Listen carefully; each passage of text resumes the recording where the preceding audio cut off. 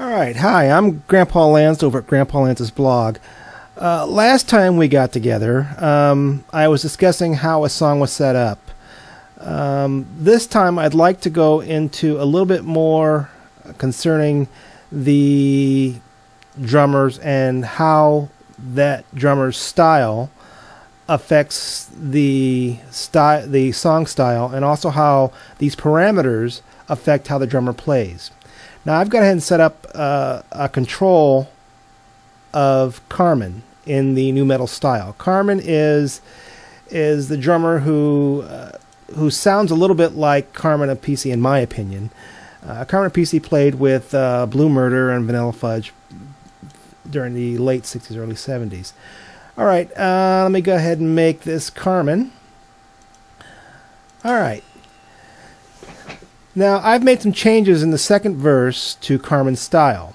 This is the first verse where I've got him as the snare as a backbeat and the hi-hats as eighths. I've changed the hand rudiments a little bit, but they're going to be the control. And you'll notice how the fills are set up, that it's fairly equal. Let's go ahead and make that equal snare and tom focus for the fills, and the fills are going, for the toms, going down. The structure's fairly left alone. I've left that alone.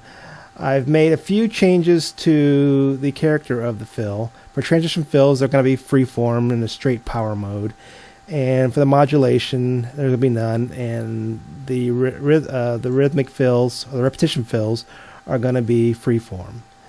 And I've left pretty much everything else alone.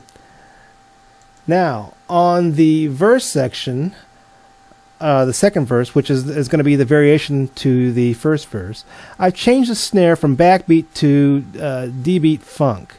Now you can change it to just about anything you want to, but I'm going to go ahead and use that just so you can tell the difference between the first verse and the second verse. I've also changed the hi-hats from an 8th note hi-hat to a 16th note dual. That is, the drummer's using both hands to play the hi-hat.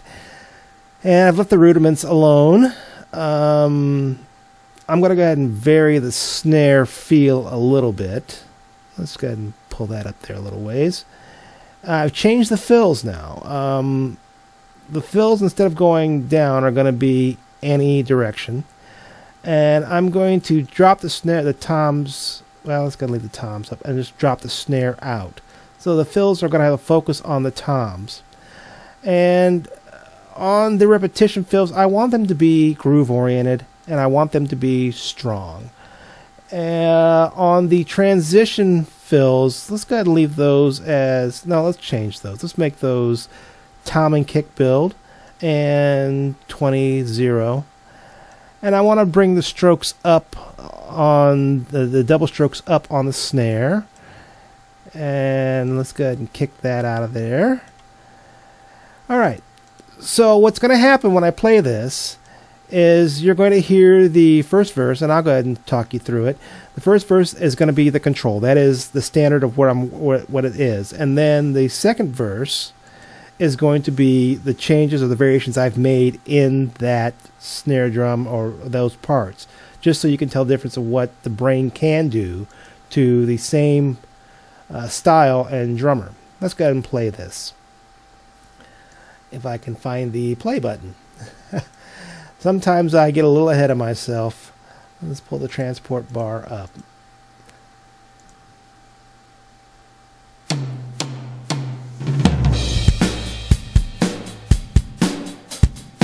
Okay, this is the control. Standard backbeat snare. 8th notes on the hi-hat. Very basic repetition fills. Okay, the chorus I have not made any changes to, so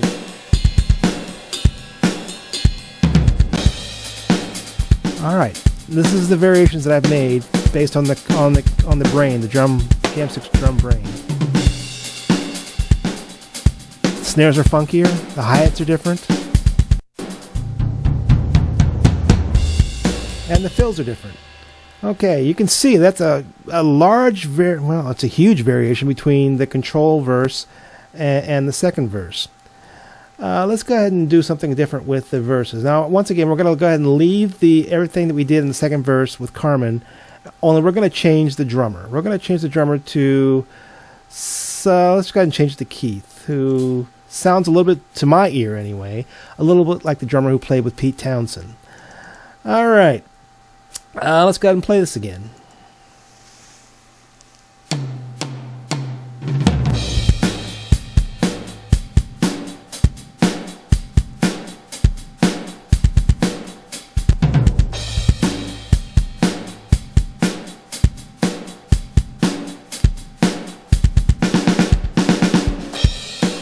Okay, this is the chorus. This is not the change. It's the same chorus as the first time through.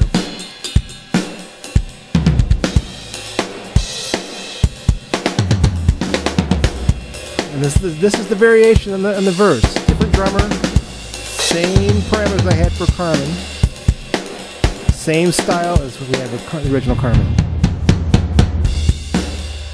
So as you can see, changing a few parameters in the drummer makes a very large variation into what the original was.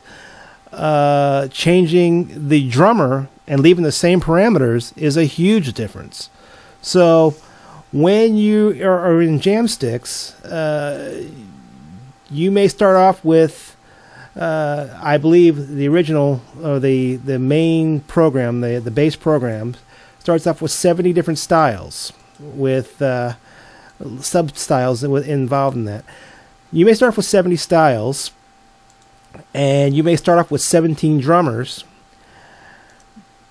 but when you multiply each drummer by the styles and the variations you can do to that drummer, you have literally hundreds, possibly thousands of variations that you have, as opposed to buying 300 loops, MIDI drum loops, that are going to be the same. They're the static, they don't change, unless, of course, you go in and actually move the MIDI notes around. But it doesn't really change much of the strength of how that drummer attacks that particular part. Jamstix 3 really is a very deep program. It's a great program for a songwriter.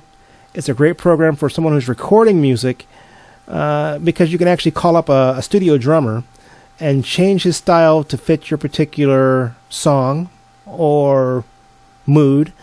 So step on over to Razun. I believe they have a trial version still. And go ahead and download that and give it a shot. It's well worth it, and I'm sure you're going to end up buying it, and you end up buying a lot of the packs that are there also with it. Anyway, this has been Grandpa Lance over at Grandpa Lance's blog. Stay tuned. We'll have more tutorials and reviews of different softwares and hopefully some hardware. See you soon.